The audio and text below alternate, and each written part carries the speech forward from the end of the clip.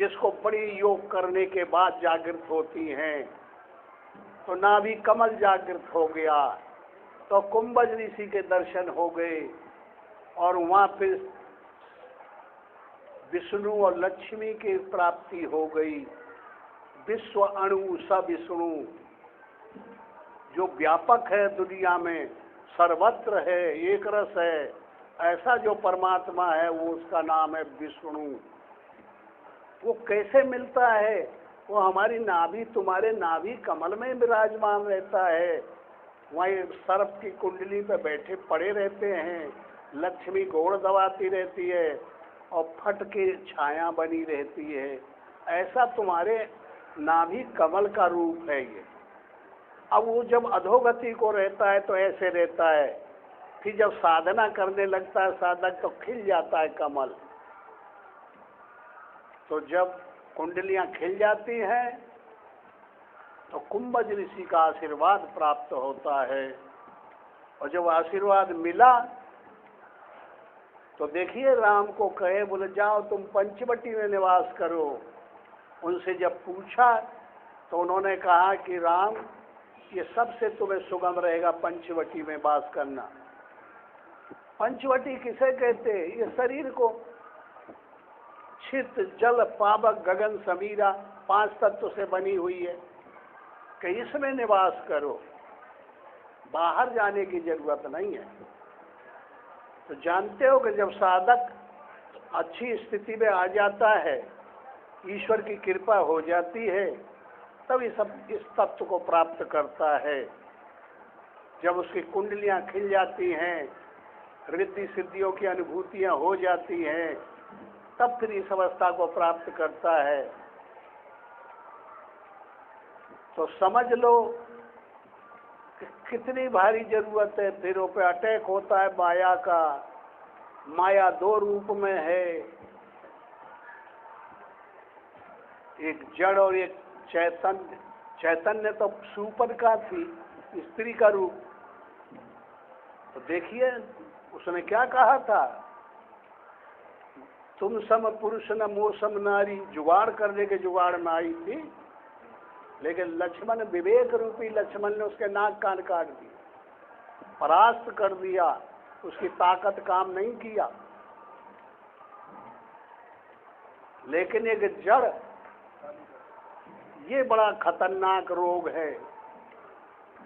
ये मन रूपी मारीच, माया रूपी मारीच और मन रूपी मृगा, और सोने का बन गया, मन के अंदर आ गया सोने का भाव कि स्थानधारी है, हम धनी क्यों न हो जाएं।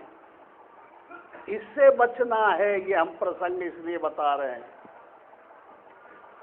तो ये एक ही तरीका है कि दोनों हाथ से लुटाओ, खूब खिलाओ, पैसा जुहाए न पावे।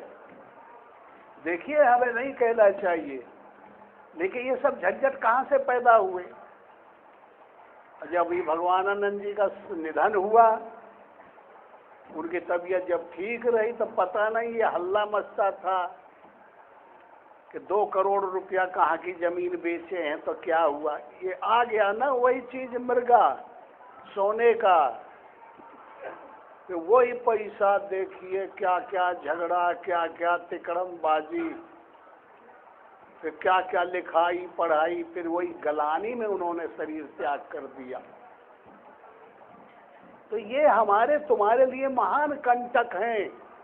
इसका एक ही निवृत्ति करने का तरीका है कि आश्रम कोई भी हो, जो कुछ मिलता है सब घुटा छना दो, न बांस रहे न बंसी बाजे। तो ये भैया मेरा सबसे कहना है कि आप लोग खूब प्रसन्न रहो, और एक और सहन करने की ताकत आ जाए कि अगर एक दूसरे को बुरा कहता है तो वो न कहे उसको बुरा, बस काम बन गया। अगर तुम हमको गाली देते हो तो हम न बोलें, हम सहन कर जाएं, तो वो बीमारी आगे बढ़ेगी, वहाँ की वहीं रुक जाएगी। लेकिन बीमारी तो यहाँ ये असहनीय है, असाधनीय है कि एक दूसरे को बुरा गाली देता है तो दूसरा लगता है कि उसे खा डाले, वो 50 गाली देता है, फिर वो देता है, फिर इज्जत बेइज्जत का सवाला हो जाता है। ये कैसे जाए? ये साधनाहीन कर देते हैं। साधक संपन्न भी असाधनीय रूप धारण कर ले जाता है। इसलिए मेरा ये निम्न अनुरोध है, प्रार्थना भी है और प्यार भी है कि भैया एक दूसरे को बुरा कहे तो तू लोग सहन कर जाया करो, बुरा न कहो। बुरा कहोगे, बुरे को बुरा कहोगे तो बुराई तुम्हारे पास आ जाएगी, उससे बच नहीं सकते। भले को भला कहो तो बची हुई भलाई तेरे पास आ जाएगी। भला कहना सीखो, बुरे कहना बंद कर दो, यही इसका इलाज है। इसलिए और हमारा गुरु महाराज का सबका आशीर्वाद रहेगा, देख रेख रहेगी, और सबको जो जो ड्यूटी पहले से यहाँ मिली है सांगोपांग ढंग से अपना कर्तव्य समझ के सेवा भाव से इस आश्रम का पालन पोषण करें। इसलिए कि सेवा से बढ़ के कोई भजन नहीं होता। सेवा धातु से भजन बना। भजन कहो या साधना कहो या युद्ध कहो, ये तीनों एक ही चीज के नाम हैं। इसलिए इन्हें समझने का प्रयास करना चाहिए। और मेरा सबको आशीर्वाद है और गुरु महाराज से प्रार्थना है कि हम सब लोगों के ऊपर नजर रखें। बोलो गुरुदेव भगवान की।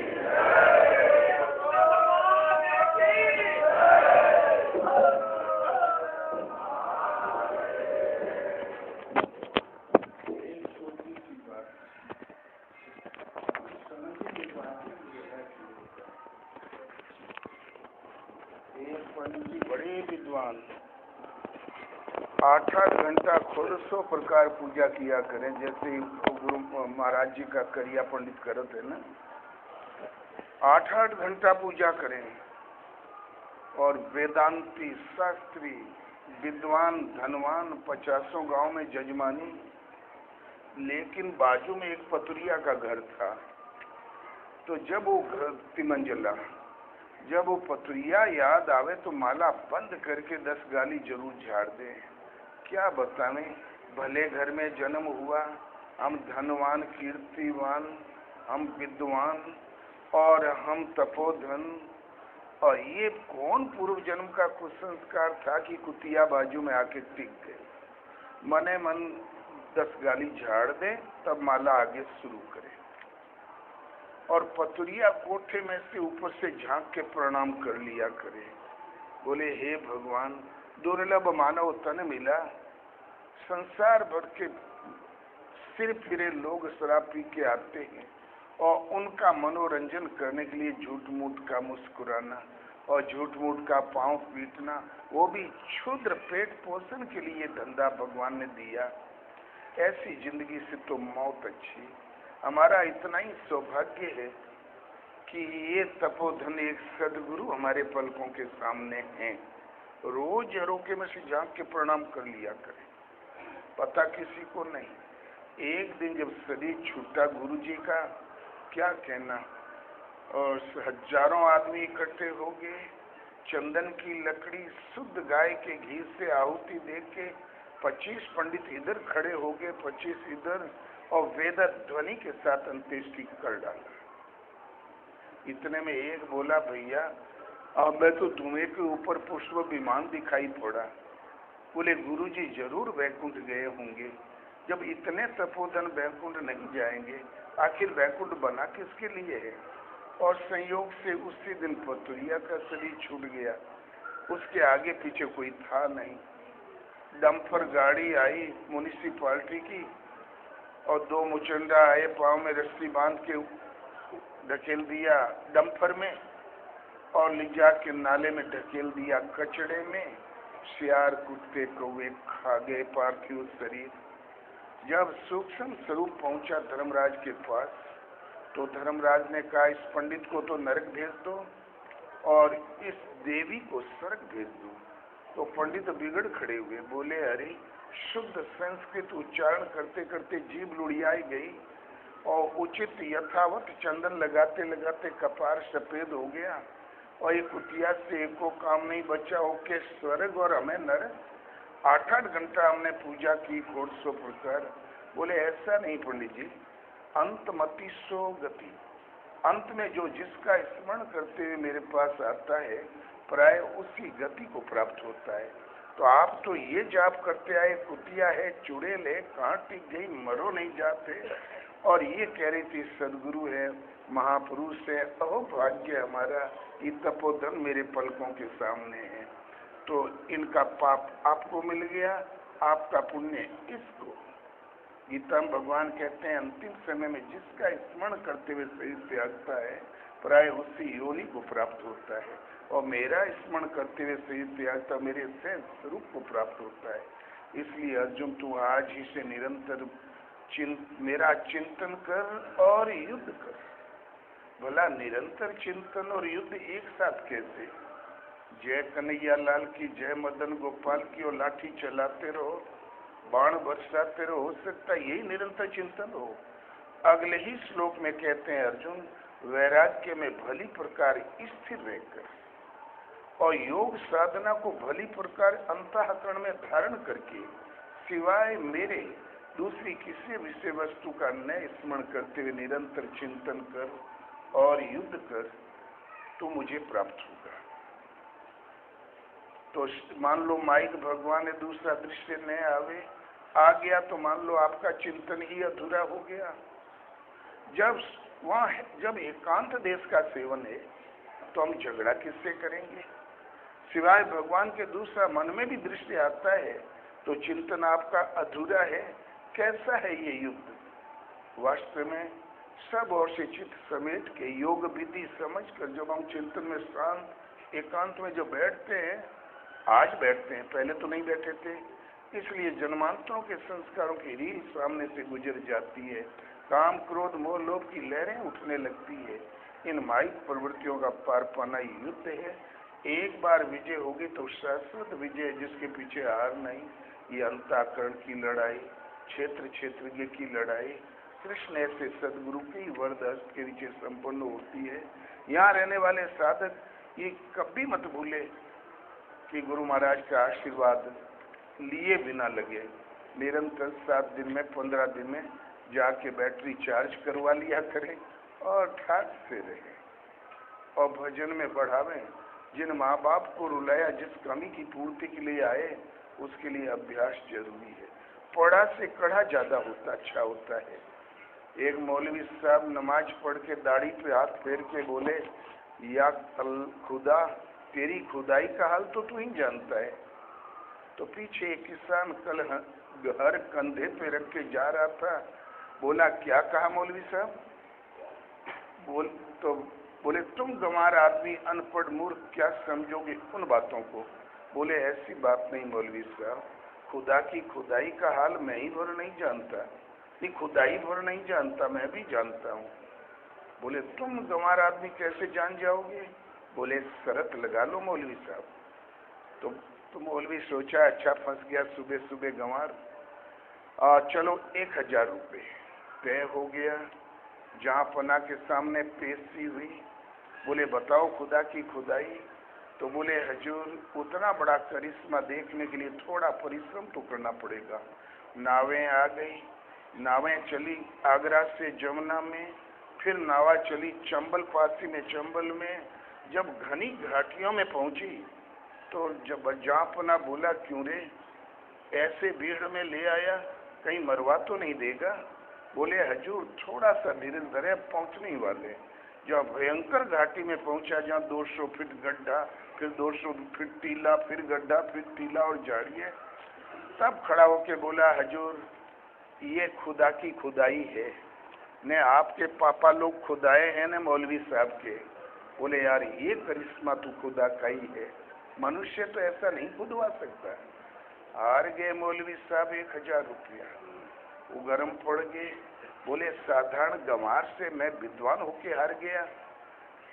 फिर भाषा बदल के बोले हे परमात्मा, आत्मा का हाल तो तू ही जानता, सुना के तो किसान बोला, नहीं मौलवी साहब, खुद परमात्मा ही भर नहीं जानता, मैं भी जानता हूँ, और आपकी आत्मा में क्या वो भी जानता हूँ।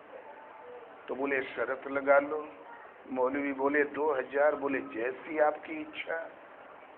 फिर वही पैसे जहाँ पना ने कहा, यार विलक्षण आदमी हो तुम, बताओ इस वक्त मौलवी साहब के मन में क्या है।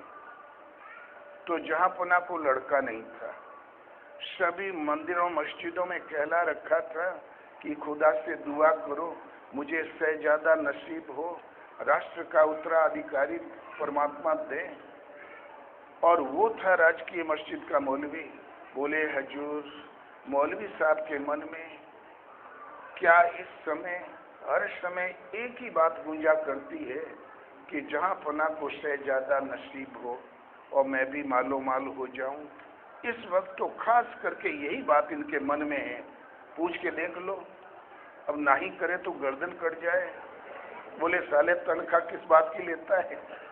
बोले हाँ हजूर, हर समय यही बात रहती है। फिर हार गया 2000।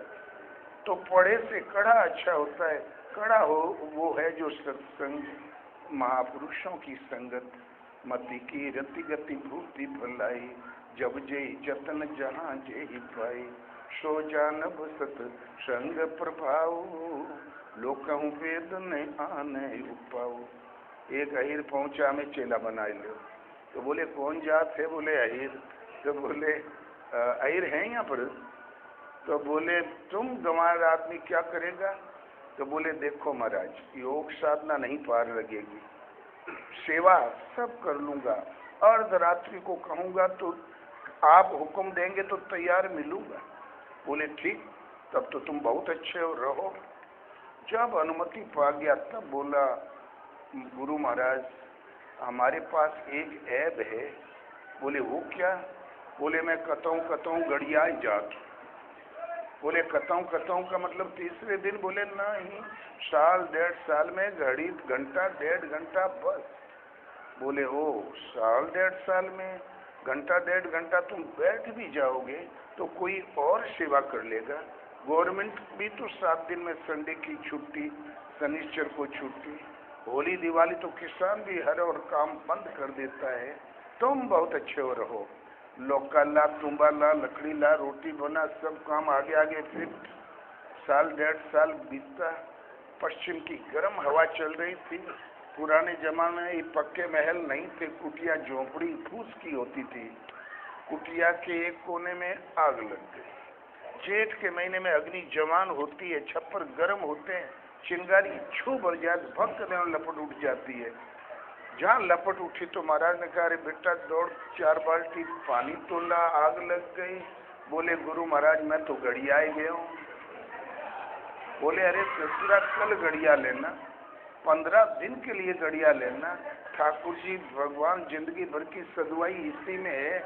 जहाँ हाथ पकड़ के खींचा तो लंबा तान के सो गया। बोले महाराज मैंने तो पहले ही प्रार्थना की थी। इतने में पछहा हवा शुरू देनो 5-7 कुटिया सब स्वाहा जल गई। अब महाराज कपार पकड़ के बैठे, क्या बताएं।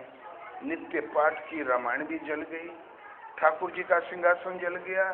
अरे राम राम राम, राम जी की इच्छा से शालिग्राम भी जल गए। इतने में उठ के बैठ गया, गुरु महाराज अब मैं ठीक हो गया हूँ। बोले सारे सब फूंक के तब ठीक हो गए। तो चेला करे जान के, पानी पिए छान के, जो ही आवे वही के भर्ती न कर ले तो कबो गड़बड़ी न हो, नहीं तो रोजो मूड पुड़ा होते रही। बोलो श्री गुरुदेव भगवान। हाँ, दूसरा निवेदन है, तो जयपुर वाले कहाँ गए। जयपुर वाले श्री श्री भरद्वाज शास्त्री कला विशेषज्ञ हमारे गुरु महाराज जन्म भर चलते रहे। भगवानानंद जी महाराज तबीयत खराब हुई, पाँव से लुंज हो गए तो उठा के हवाई जहाज में बैठा है, लेकिन चलना नहीं बंद किया अंतिम क्षणों तक। और फिर समाधि में चले तब वो सबको धत्ता बता के चले आए यहाँ पर चलना नहीं बंद किया।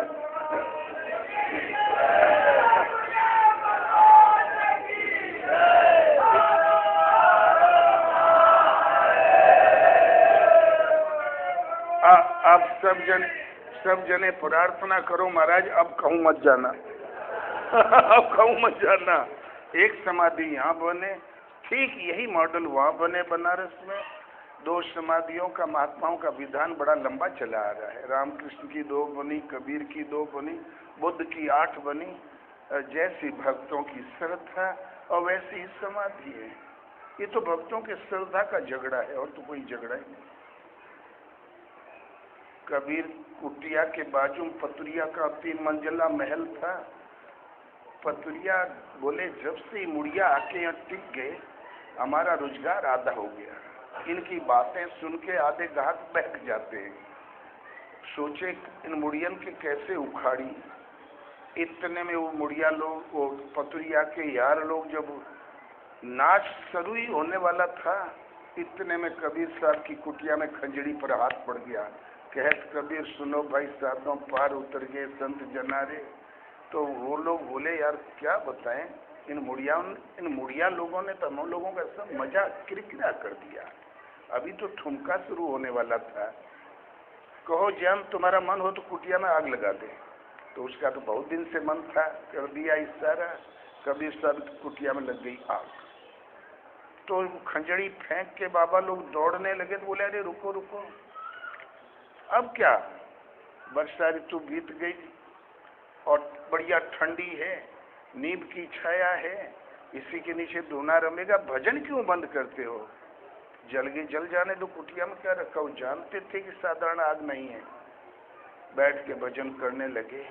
भगवान का मन छप्पर रहा ठंडा, वो तो बुत गया और पतुरिया के महल के पर्दे में आग लग गया। धाए धाए पूरा महल जलने लगा। लोफर कंपनी कूद काट के भाग गई और पतुरिया सोचे बाप रे करोड़ों का माल इसी में है।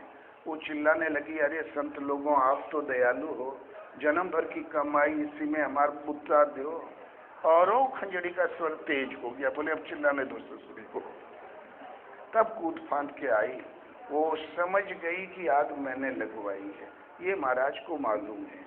तब सिर पटक दिया, बोले महाराज हमारा कोई दोष नहीं है, हमारे यारों ने आपकी कुटिया में आग लगा दिया। तब कबीर बोले खंजड़ी बंद करो रे, क्या तुम्हारा कोई दोष नहीं, यारों ने आग लगा दिया। न तुम्हारा दोष न हमारा दोष, ये तो यारों का झगड़ा है। तुम्हारे यारों ने हमारी कुटिया में आग लगा दिया और हमारे यार ने तुम्हारे महल में आग लगा दिया। उनको निपटने दे, ले एक खंजड़ी तू कर भजन। जब सब फूकी गया तो भजन ने करी तो क्या करी। तो सबके हृदय में माया रूपी पतुरिया का 3 मंजिला महल तैयार है। सात्विक राजस तामस तरंगे उठती रहती है। इसका ड्रामा चलता ही रहता है, कभी क्रोध में, कभी राग में, कभी द्वेष में। काया का वीर से कबीर जो काया पर विजय पा चुके, उन महापुरुष के शरण सानिध्य दर्शन मात्र से तुरंत आबहवा बदल जाती है। ये त्रितपों की ज्वाला योगा अग्नि में परिवर्तित हो जाती है। नियम ही नींव है, सदा शांति रहेगी।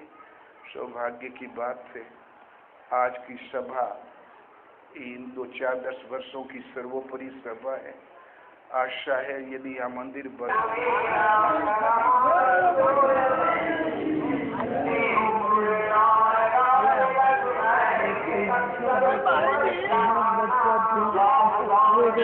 देखा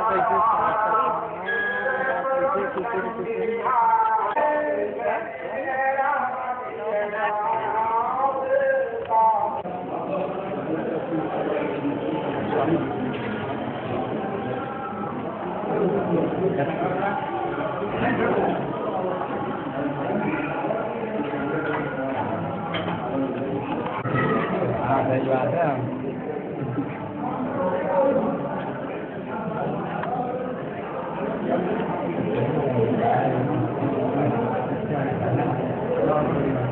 भगवान लगते हैं। अच्छा चलो ठीक है।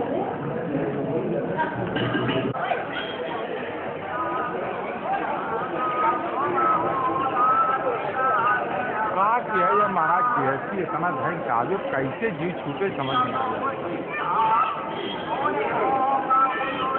हम यही पूछते क्या करते हैं।